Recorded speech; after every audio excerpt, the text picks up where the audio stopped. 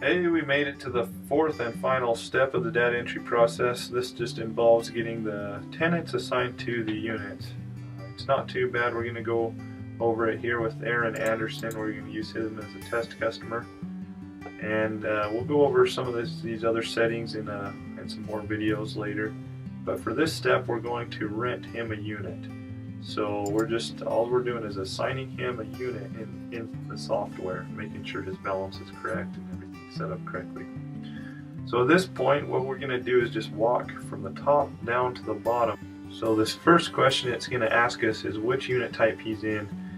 We're just going to say he's in a climate controlled unit, and he's in unit number 1. The start date for billing cycle. This is an important field because this is the anniversary date of the tenant. So every month the tenant will be charged on whatever day of the month you select here. So the day that we're making this video is 9/21/2017. So let's say that this tenant and Aaron Anderson's due on the 1st of every month. We're going to want to put October 1st in here. However, if he still owes for September, then we're going to want to create September's rent invoice down here under the fee button, and I'll show you that in a minute.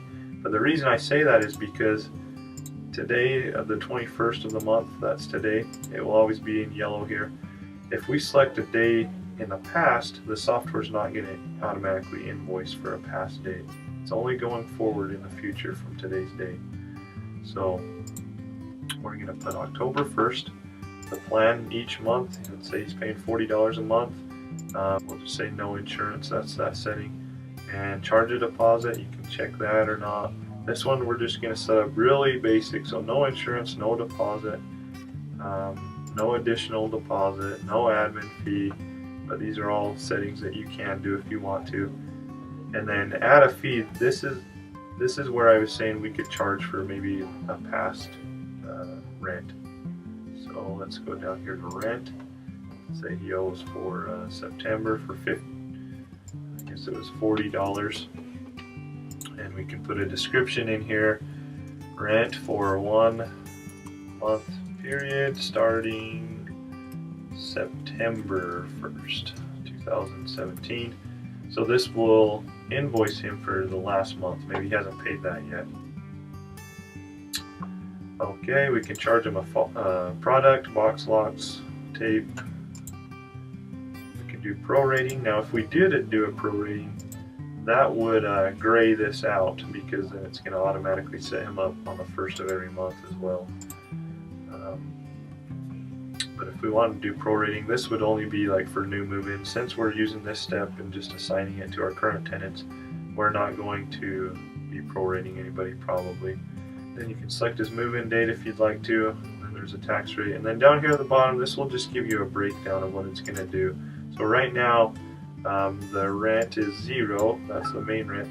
This is past rent, this is that fee that we added, and that's why it has a remove button there.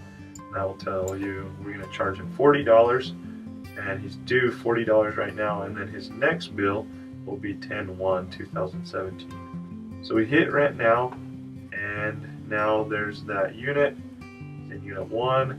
His billing cycle is $40 every month, and his next bill is on 10/1.